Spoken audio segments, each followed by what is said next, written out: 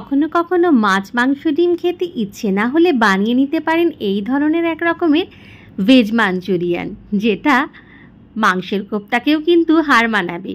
যদি একটু ঠিকঠাকভাবে রান্নাটা করা যায় তাহলে কেউ খেয়ে বুঝতেই পারবে না যে এটা চিকেনের কোপ্তা খাচ্ছেন, মানে চিকেন বল খাচ্ছেন, না ভেজিটেবল বল খাচ্ছেন। আজকে বানিয়ে নেব দারুণ স্বাদের ভেজ মাঞ্চুরিয়ান।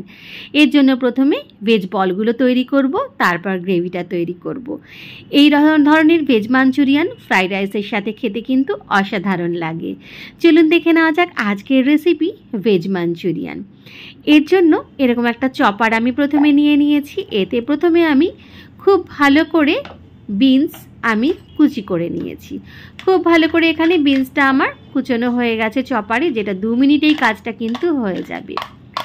এরকম একটা চপার কিন্তু খুব কাজের রান্নাঘরের জন্য। এরপর আমি গাজরটা গ্রেটারে গ্রেট করে নিয়েছি। গাজরটা আর চপারে করিনি, গাজরটা আমি গ্রেটারে গ্রেট করে নিয়েছি।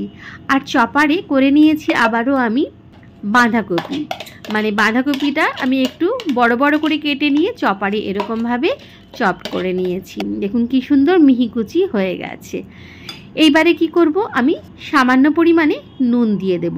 নুনটা দিয়ে আমি কিছুক্ষণের জন্য এটা রেখে দেব। খুব ভালো করে চারপাশে নুনটা আমি মাখিয়ে দিচ্ছি। ভালো করে উল্টে পাল্টে নিয়ে নুনটা ভালো করে মাখিয়ে দিয়ে রেখে দেব। এই নুনটা থেকে যে জলটা বেরোবে সেই জলটা কিন্তু অবশ্যই ফেলে দিতে হবে, তা না হলে কিন্তু কোপ্তাগুলো করা যাবে না। দেখুন আধ ঘন্টা পরে আমি দেখাচ্ছি এতটা পরিমাণ জল কিন্তু সবজি থেকে বেরিয়েছে। আমি খুব ভালো করে হাত দিয়ে চিপে চিপে এইবারে জলটাকে বার করে দিয়ে আমি সবজিগুলো নিয়ে নিচ্ছি। আধ ঘন্টা পর, মানে আধ ঘন্টা ঢাকা দিয়ে রাখলেই কিন্তু হবে, তাতেই কিন্তু সমস্ত জলটা বেরিয়ে যাবে। খুব ভালো করে 2 হাত দিয়ে চিপে চিপে নিচ্ছি, না হলে কিন্তু কোপ্তাগুলো গড়তে খুবই অসুবিধা হবে। প্রচুর পরিমাণে ময়দা কর্নফ্লাওয়ার দিতে হবে, যেটা খেতে ভালো লাগবে না। সবটা আমি চিপে চিপে নিয়ে নিয়েছি। তারপরে এখানে নিয়ে নিয়েছি 3 চামচ ময়দা, আর নিয়ে নিয়েছি এখানে 4 চামচ মতো কর্নফ্লাওয়ার।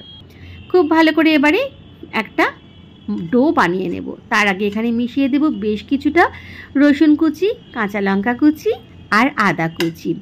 সাথে দিয়ে দেব এখানে গুঁড়ো লঙ্কা, 1.5 চামচ মতো গুঁড়ো লঙ্কা নিয়েছি।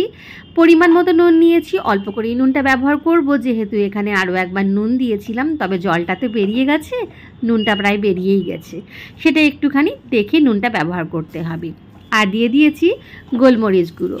খুব ভালো করে এবারে চটকে চটকে মেখে নিচ্ছি। এই মাখার কাজটা চটকে চটকে না মাখলে কিন্তু ঠিক বলগুলো গড়া হবে না, মানে এই ডোটা কিন্তু এরকম তৈরি হবে না। কাজেই হাতটা এরকম চটকে চটকেই কিন্তু একটু মেখে নিতে হবে। খুব ভালো করে মাখা হয়ে গেলে একটা মণ্ড তৈরি হয়ে যাবে, যেখান থেকে খুব সহজেই ছোট ছোট বলের আকারে গড়ে নেওয়া যাবে। দেখুন বল কিন্তু আমি গড়ে নিয়েছি। খুব সুন্দরভাবেই বলগুলো গড়া কিন্তু হয়ে গেছে, তার মানে মেজারমেন্টটা একদমই ঠিক আছে। বলগুলো গড়ে নিয়েছি। এবারে বলগুলো আমি সাদা তেল বা ভেজিটেবল অয়েলে খুব ভালো করে ভেজে নেব। একটু বেশি করেই তেল দিচ্ছি কড়াইতে, ডুবো তেলে যেহেতু ভাজতে হবে এগুলো। তেলটা যখন মিডিয়াম গরম হবে তখনই কিন্তু আমি বড়াগুলো বা বলগুলো দিয়ে দেব। খুব বেশি তেলটা জ্বলে গেলে কিন্তু বলগুলো একটা দিক জ্বলে যাবে আর ভিতরটা কিন্তু কাঁচা রয়ে যাবে। এরপরে আমি কড়াইটা নাড়িয়ে নাড়িয়ে বলগুলো ভেজে নিচ্ছি। কোনো হাতা খুন্তির ব্যবহার কিন্তু প্রথমে আমি করিনি। যখন বলগুলো বেশ সুন্দরভাবে লালচে হয়ে যাবে সব দিক, তখন আমি খুন্তি দিয়ে বলগুলো তুলে নিয়েছি। প্রথম দিকে হাতা খুন্তির ব্যবহার করলে কিন্তু বলগুলো ভেঙে যাওয়ার চান্স থাকে। কড়াইটা ধরে একটু নাড়ালেই কিন্তু বলগুলো চারপাশ খুব সুন্দর লাল হয়ে যাবে। সেকেন্ড ব্যাচের বলগুলো ভাজা হয়ে গেছে, সবগুলো আমি ভেজে নিয়েছি। এবার চলে যাব গ্রেভি বানাতে। এর জন্য প্রথমে একটা বাটিতে আমি বেশ কিছুটা টমেটো সস নিয়ে নিয়েছি, আর নিয়ে নিচ্ছি রেড চিলি সস, আর নিয়ে নেব বেশ কিছুটা সয়া সস। যেহেতু এটা চাইনিজ রান্না, তাই জন্য সসের ব্যবহার তো করতেই হবে। 3টে সস আমি খুব ভালো করে প্রথমে হাত দিয়ে বা চামচ দিয়ে মিশিয়ে নিচ্ছি। তারপরে আমি এর মধ্যে দিয়ে দেব বেশ কিছুটা জল। জল দিয়ে ভালো করে আমি গুলে নিচ্ছি সসগুলো। তারপরে এর মধ্যে আমি দিয়ে দেব পরিমাণ মতো মিষ্টি বা চিনি। এখানে আমার কাছে গুঁড়ো চিনি ছিল, তাই আমি এখানে গুঁড়ো চিনির ব্যবহার করেছি। যেহেতু অনেক রকম সস ব্যবহার করেছি, যেহেতু খুব টক হয়ে যাবে তার জন্য, তাই এক্ষেত্রে চিনির ব্যবহার কিন্তু করতেই হবে। তবে চিনির জায়গায় কিন্তু মধু ব্যবহার করলেও ভালো হবে। তারপরে আমি চলে যাচ্ছি রান্নাতে। ওখান থেকে মানে যে তেলে আমি বলগুলো ভেজেছিলাম সেখান থেকে তেল কমিয়ে নিয়েছি।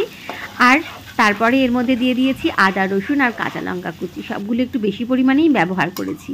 একটু নেড়ে চেড়ে নিয়েই এর মধ্যে দিয়ে দিচ্ছি সেই জলে গোলা সসটা। খুব ভালো করে হাই ফ্লেমে আরও একবার নেড়ে চেড়ে নিচ্ছি। দিয়ে দিচ্ছি গোলমরিচ গুঁড়ো আর একটুখানি কাশ্মীরি লঙ্কার গুঁড়ো, যাতে রঙটা ভালো হয়। ভালো করে নেড়ে চেড়ে নিচ্ছি। তারপরে এর মধ্যে দিয়ে দিচ্ছি আমি সামান্য পরিমাণে নুন। যেহেতু সসের ব্যবহার করেছি সেহেতু নুনটা কিন্তু খেয়াল করে ব্যবহার করতে হবে। যখন সব কিছু বেশ ফুটতে শুরু করবে তখন এর মধ্যে দিয়ে দেব ভেজে রাখা বলগুলো। এবারে খুব ভালো করে একটুখানি বলগুলো আমি এই সসেতে কোট করে নেব। ফ্লেমটা কিন্তু হাইতেই রেখে দেব। একটুখানি ফুটিয়ে নেব, মানে 5-6 মিনিট একটুখানি হাই ফ্লেমে ফুটিয়ে দেব। ঢাকা দেওয়ার কিন্তু কোনো প্রয়োজন নেই। একটু ফুটে গেলেই এর মধ্যে দিয়ে দেব আমি 1 চামচ কর্নফ্লাওয়ার গোলা জল।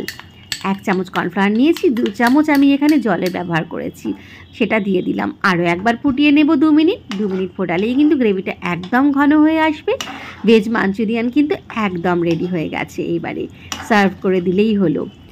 যে কোনো চাইনিজ রান্নার সাথে খেতে এটা খুবই ভালো লাগবে। চাইনিজ রান্না মানে ফ্রাইড রাইসের কথা প্রথমেই মনে হয়। তারপরে যারা খুব একটা চিকেন খান না তারা এটা চাউমিন বা নুডলসের সাথেও কিন্তু খেতে পারেন, খুব ভালো লাগবে খেতে। দারুণ স্বাদের এই ভেজ মাঞ্চুরিয়ান একদম রেডি। যদি রান্নাটা ভালো লাগে তবে এই পদ্ধতিতে অবশ্যই একবার বানিয়ে দেখুন। ওপর থেকে একটুখানি স্প্রিং অনিয়ন ছড়াতে ভুলবেন না। যেহেতু বাড়িতে সবসময় স্প্রিং অনিয়ন থাকে না, তাই আমি একটু ধনেপাতাই ছড়িয়ে দিয়েছি ওপর থেকে, যাতে দেখতে ভালো লাগে, খেতে ভালো লাগে। আমি কিন্তু আজকে ফ্রাইড রাইস বানাইনি, আজকে কিন্তু আমি জিরে রাইস বানিয়ে নিয়েছি। তবে ফ্রাইড রাইসের সাথে খেতে কিন্তু অসাধারণ লাগবে, আর জিরে রাইসের সাথে খেতেও কিন্তু মন্দ লাগবে না। মাঝে মাঝে এরকম জিরে রাইসের সাথেও কিন্তু বানিয়ে নিতেই পারেন চটজলদিভাবে বাড়িতে। তৈরি হয়ে গেল দারুণ স্বাদের ভেজ মাঞ্চুরিয়ান।